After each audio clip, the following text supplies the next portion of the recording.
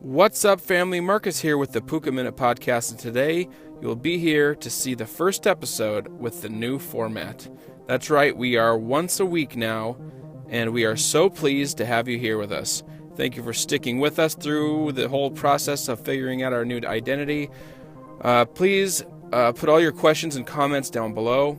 Just scroll down, tell us what you think, what's on your mind, and make sure you hit the like button on your way down there, or the thumbs down if you hate our product. Be honest with us so we can fix our mistakes.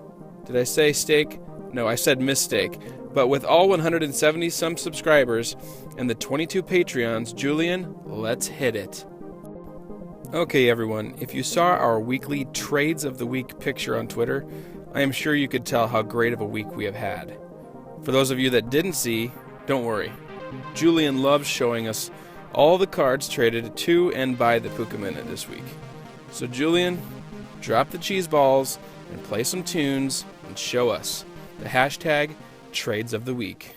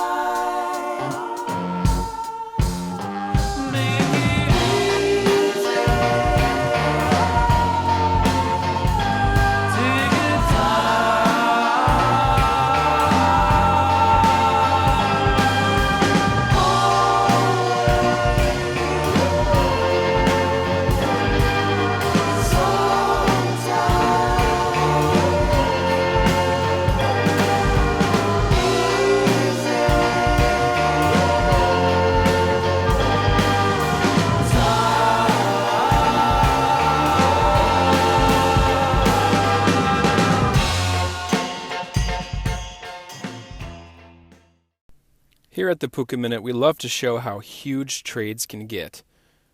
What we do is grab the top 3 trades each day using Puka point value on the entire PucaTrade website. This not only shows you that big cards are being sent, but also that it is consistent. So, Julian, without further ado, please play some good tunes and show us the last week in big money trades.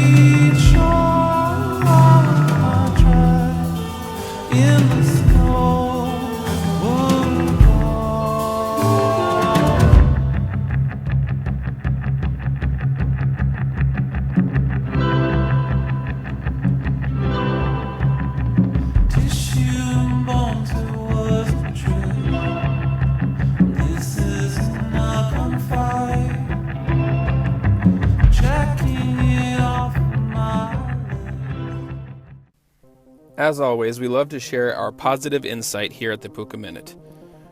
The best way we can do that is with the pro tip. Today's pro tip is to build trading relationships with people using low-value cards and work your way to higher-end trades. This is smart in multiple ways, such as security and to ensure trust. I like to trade high-end cards, but it makes it so much easier to do that with someone that you have a trading relationship with. Sometimes it even ends up being a friendship. Speaking of trust and trading relationships, have you guys checked out Discord yet? Because there is a whole heap of individuals there just waiting to meet new traders to conduct positive trades in the future. Alright everyone, I hope you are going to really enjoy this. This is my favorite segment of the podcast. It is the PucaTrader Spotlight, or the PucaTrader Spotlight rather. So, today we will be talking with the Strider. And if you have not seen him around, he's one hell of a guy. We got 8 questions for him. Let's go ahead and ask him, and I will narrate his answers for you. Number 1, Neil. You are known as the Strider. What is the origin of that name? He originally took his alias of Strider from reading The Lord of the Rings. As Strider is frequently unavailable online, he extended this to The Strider or Strider NL for his initials, or a combination of the two. Well, it is evident that Neil is a huge fan of Lord of the Rings, and so am I, so we have that in common. Why don't we do some trading? Just kidding. Let's go to number 2. How long have you been trading on PucaTrade? His answer. He has been a PucaTrader since July 2015, a silver member nearly the entire time. He started into Magic with Revised in 1994. I'm jealous. Playing casual multiplayer the entire time. His signature decks are his Legends decks, containing nearly every multicolor legend and 5-color multiplayer monstrosities. The first 3 uses all dual lands as its land base. I gotta suck the saliva up. I'm drooling right now. I sure would love to watch one of those be played, or all of them be played. Sounds really fun, and I may have to find out again the difference between silver and rare membership, as he seems to be making the silver membership work well for him. Number 3, what brought you to PucaTrade? His answer. For the last few years, he has been playing the finance game, mostly to offset the cost of continuing to play MTG. Having 20 plus years of collecting time, he has had many a hidden gems in his collection. He would sell off unused tourney staples in exchange for casual commander staples. Selling cards, of course, nets you a loss of 30 to 50% of value. And guess what, everybody? He's absolutely right. That hit is always hard to take, and it's never good feeling when you are the one, or someone you know is the one, that has to sell out. Unless, of course, you are the buyer, then good congratulations. Number 4, what has been the best part of being a PucaTrader in your opinion? His answer. With PucaTrade, it offered the idea that he could get even value for cards by getting cards back. His group never traded much, and then he spent 90% of the time not finding what he wanted, and haggling with friends is a pain, in his opinion. I love haggling with friends personally. I love how you can trade away a card for mid-value and in turn get cards with value in the same right. So, very true, very good point. Number 5. What has been the biggest struggle for you? His answer. With the Canadian dollar no longer in parity with USD, the United States dollar, it was getting worse each time he sold cards using the standard pricing model, which is, of course, USD. Being international, he has found it hasn't been too bad. One problem has been the desire for people to put tracking on everything. International tracking to Canada is very pricey, so only the biggest trades should be tracked. And this is very important.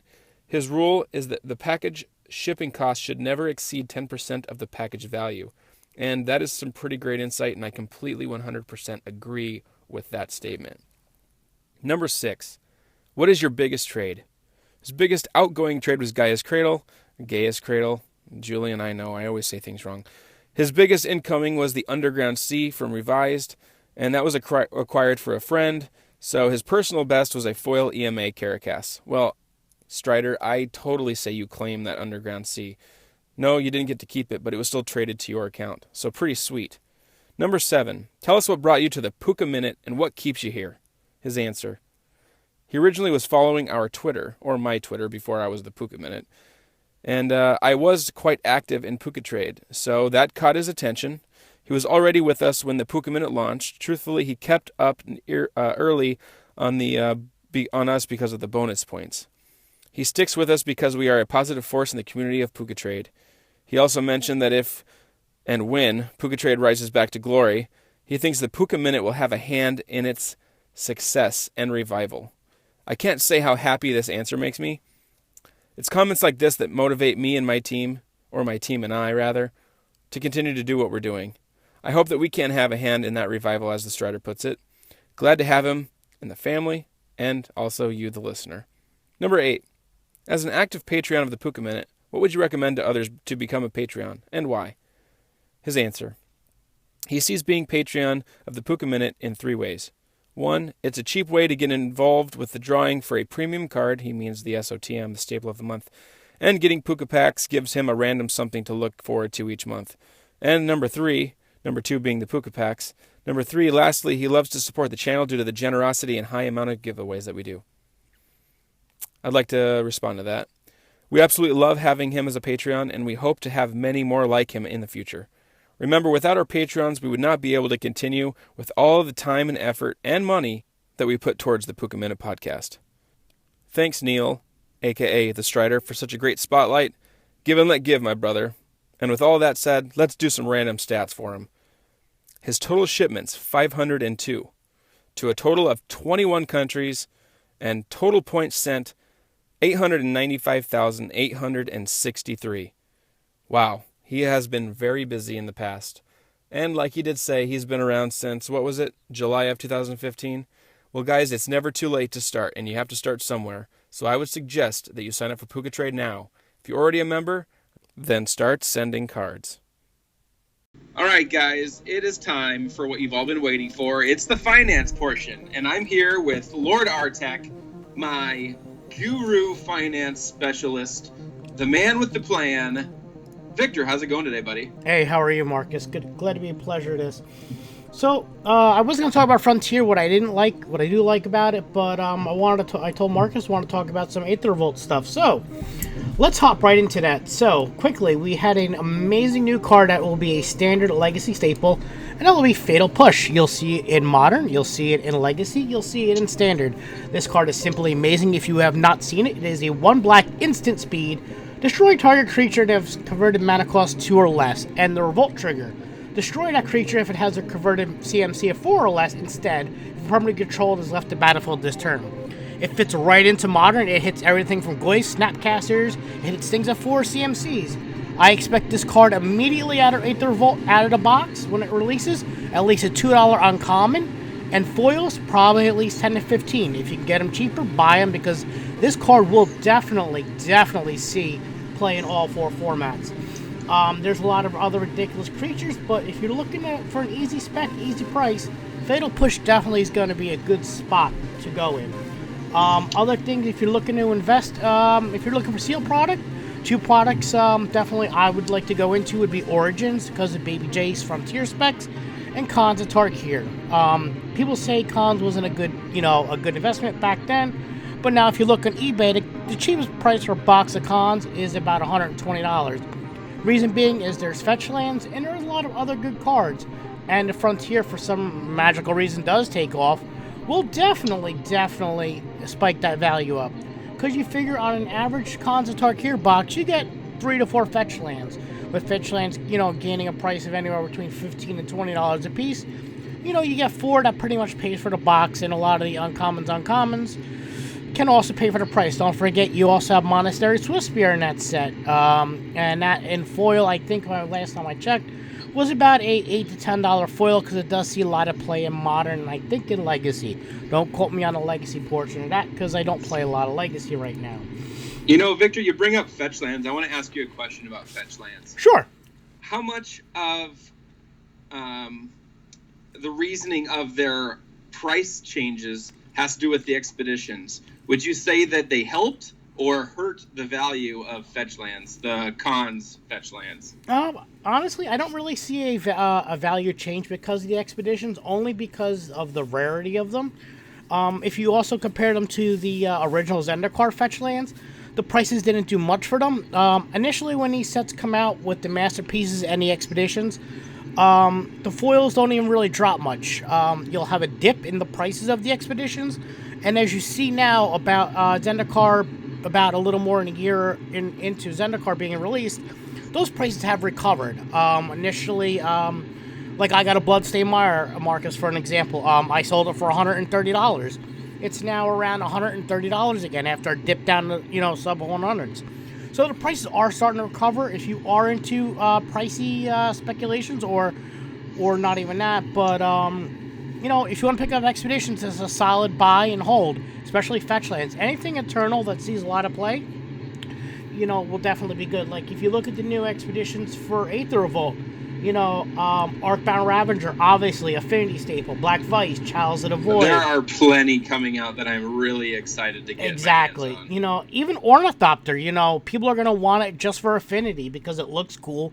The art's amazing. I mean, you can't go wrong investing into these. Definitely, don't buy them right off the bat. Wait for the product to be opened. Once the product is open. I have a problem with always buying when things are too high. It's like someone says, oh, they're spiking, buy.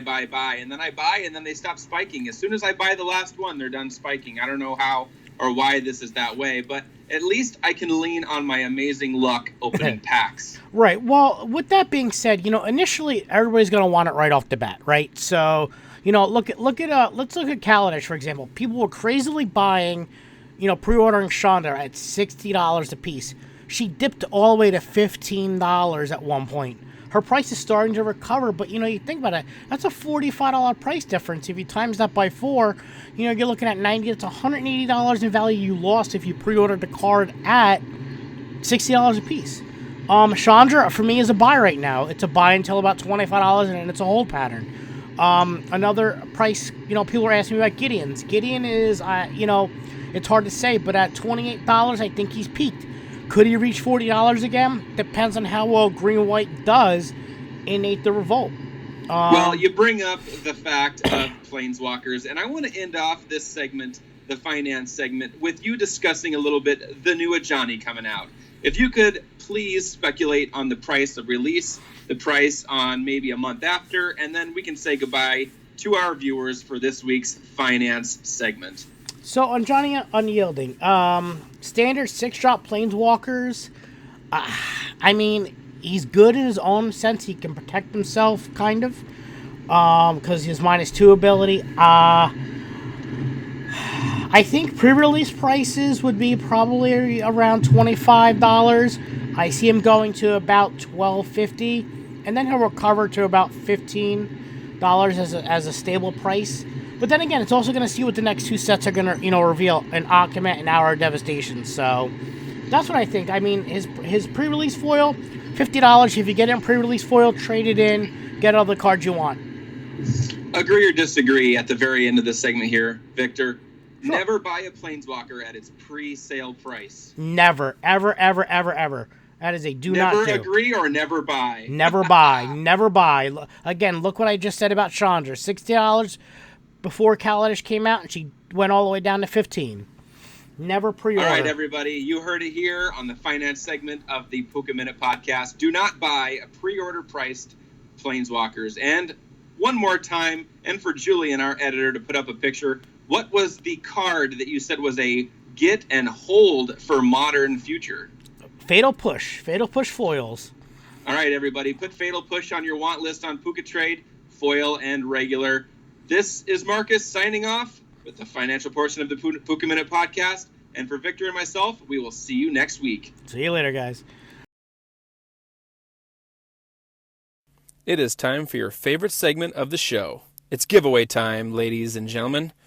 With the new format here, we have decided not to just give 2,100 Puka points to one person, but rather give 300 Puka points to 7 lucky winners throughout the whole week.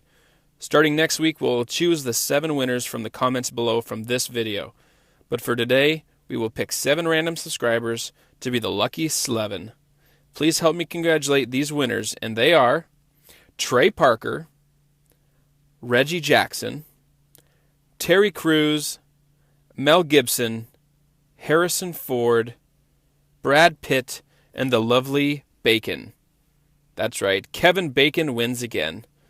I'm sure you all can see the degrees of importance to the giveaway is to us. Please all claim your Puka points with us within the week. That's right, we have extended it to a whole week to claim. Remember, give and let give. All right, everybody, I want to quickly mention a few things that are not in all of the regular segments. This is like my alibi segment where I mention things that I wanted to get out as far as information goes that were not actually in any of the other segments. So please bear with me while I mention these things. Quickly, let's say congratulations to DZ7 for winning the SOTM, the staple of the month. There is a hashtag on that for December. The Wooded Bastion Expedition was won by DZ7. Congratulations. Also on Twitter, every month we give away a rare membership to PucaTrade, and the winner for the month of December, getting a month of January rare membership, is Guthrie. Congratulations to Guthrie on winning that. All he had to do was retweet a tweet from us. And if you guys want to win the month of February's rare membership, then you simply just pay attention to the end of this month where I'll send out a tweet about winning a rare membership, and all you do is retweet that. So Guthrie, congratulations. Guys and girls, it is important to become a Patreon of the Puka Minute podcast. As long as you give $1, you are entered to win that staple of the month. You also can get Puka Packs if you are a $5 a month subscriber or higher. There is sealed product. I've been sending out EMA packs like crazy. There are multiple things to get from this podcast by becoming a Patreon. And if you want more information on that, remember, you can always email me or DM me on Twitter where my DMs are always open. I want to also mention a promo I want to try out for this week. We'll see how it goes, and we might continue to do it later. From today until the episode airs next week, I am going to give out 50 Puka points to everyone that brings me subscribers. So, for example, you've got 3 friends, they're all 3 huge into Magic, and they're not currently subscribed to this channel. They subscribe, you tell me their subscriber name, I verify that they are subscribers, I send you 50 Puka points per person. Simple enough. We need to spread the word to get our podcast out there to other members of the PucaTrade and Magic the Gathering communities. So, share, give and let give, and then I'll give you 50 Puka points per subscriber. Also, let's talk about Discord. Did you think that the trades of the week this week were amazing? Well, I have Discord to thank for about 3/4 of that. Maybe even 5/8, maybe 6/8. Somewhere in there, 8ths. I don't know why I'm even using fractions right now, but all in all, you guys get it. Discord has been a champion. The community is growing at a fast rate. I'm bringing people in like crazy, and I love it. I'm finding old traders, new traders, all kinds of traders, getting them into Discord, and they're getting cards. They're sending cards. It's awesome to see, and I love being a part of it. And you can be a part of it too if you join Discord by following the link down below. already a Discord user, then make sure you are giving and let give. Find a new member of the community on Discord and send them a little gifty gift. Let's also talk quickly about trades of the week. All right, there obviously is the segment and it's already been done. But I want to tell you that the PucaTrade playmat with all the cards on it will be tweeted out every Friday evening after the podcast airs. So for those of you that do not have time to listen to the whole podcast, but do, however, want to know what we got in this week, then you can check out that tweet. Make sure you're retweeting it and make sure you guys are using all these hashtags to spread the word. We need your help because the more of you that help us out, the more grand this podcast can be. One last thing to mention as I roll over these speed bumps and make noises. Guys and gals, I want you to know that it is my son's birthday next week, and yes, I'm aware that I will not be building him a deck for a gift in 1 week. But I do want to heavily get involved with building a deck for his birthday. I'm going to, and I plan to, get cards from PucaTrade only and build this deck. It is a burn deck. So if you go to my want list and check out my wants and you see cards in Modern Burn, then they are for his deck. If you do find it in your heart to send cards from that list, please send in basic mountains with your signature on them. Strictly Average did something similar to this for his kids' decks. I want to do this, and I want to do it now. I know, again, it's not going to be done in time for his birthday, but I will be able to show him that it's being made and being done and completed by amazing PucaTrade users and subscribers of the Puka Minute podcast. Remember, doodle on the land, and it will be grand. Thank you all for listening to today's podcast in its entirety. Make sure not to be giveaway greedy and share the news of the podcast to your friends. If you are a connoisseur of reading blogs about Puka or MTG itself, please check out the link to Strictly Average's blog. It will be down below in the descriptions. By reading his stuff, you will get tips and tricks from a great trader. If you don't currently have a PucaTrade account, you can open one for free with the link below, and by going through us to get your account, it does help the channel a lot. Thank you to my team for being here and for helping with the transition to the weekly episodic best PucaTrade podcast ever. Remember, guys, give and let give, and peace to all of you.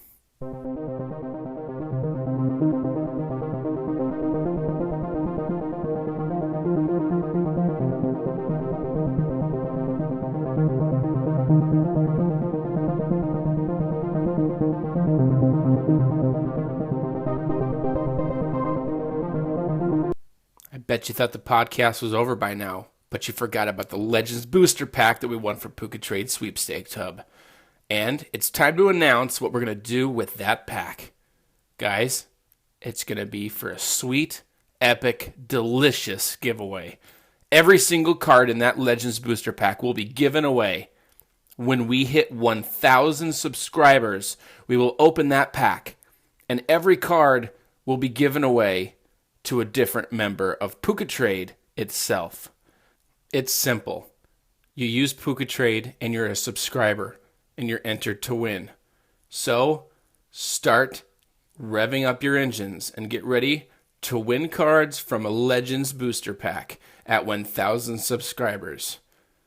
Good luck, everyone.